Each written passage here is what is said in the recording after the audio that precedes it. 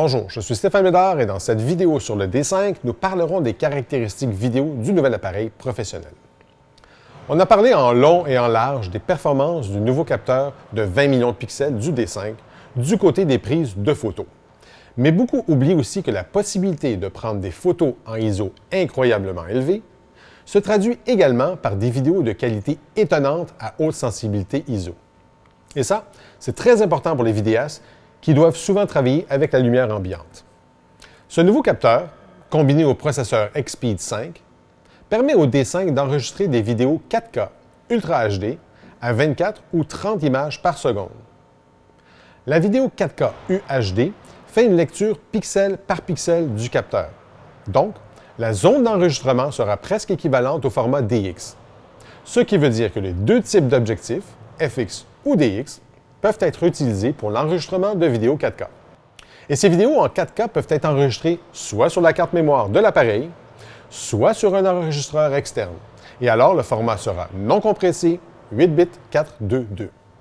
En utilisant l'option Picture Control uniforme et l'enregistrement sur un enregistreur externe, ces fichiers vidéo 4K fourniront un excellent point de départ pour l'édition. Il y a plusieurs bonnes raisons pour enregistrer en 4K, même si sa lecture ne se fera pas sur un médium qui supporte le 4K. Recadrage, panning et zoom.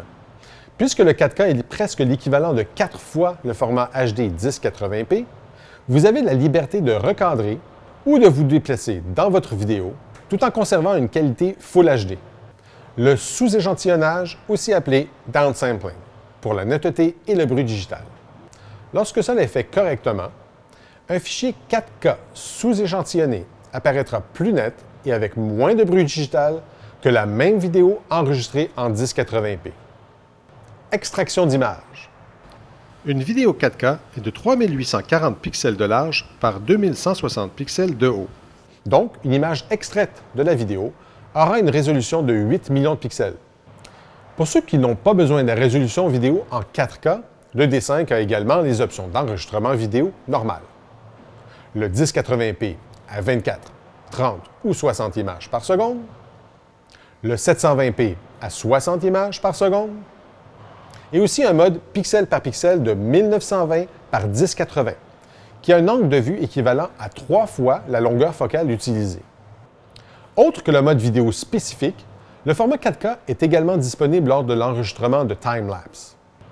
Le mode time-lapse intégré est une fonction très pratique qui vous permet d'obtenir un fichier vidéo MOV sans avoir besoin de traiter des centaines d'images individuelles.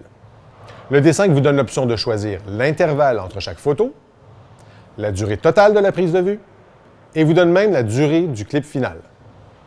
Normalement, pour ajouter du mouvement à un time-lapse, on aurait besoin d'un slider motorisé. Mais en enregistrant en 4K, vous pouvez effectuer un panning ou un zoom en post-production et quand même avoir un fichier final en 1080p. Les D750 et D810 ont introduit des caractéristiques étonnantes pour les vidéastes, y compris auto-ISO, ouverture et fermeture motorisée du diaphragme et l'affichage des hautes lumières avec motif à zébrure. Toutes ces fonctionnalités sont maintenant incluses dans le nouveau D5, mais il inclut également une nouvelle fonctionnalité de correction d'exposition graduelle. En programmant le bouton d'aperçu et le bouton de fonction 1 pour avoir une compensation positive et négative, vous pouvez verrouiller la vitesse d'obturation et l'ouverture, puis utiliser ces boutons pour changer graduellement la compensation d'exposition. Tout ça peut être fait pendant l'enregistrement grâce à la même technologie qui a permis au D750 et au D810 d'utiliser l'auto-ISO en mode vidéo. Merci, et si vous souhaitez avoir plus d'infos sur le Nikon D5, allez regarder les autres vidéos de la série sur le D5 ou visiter nikon.ca.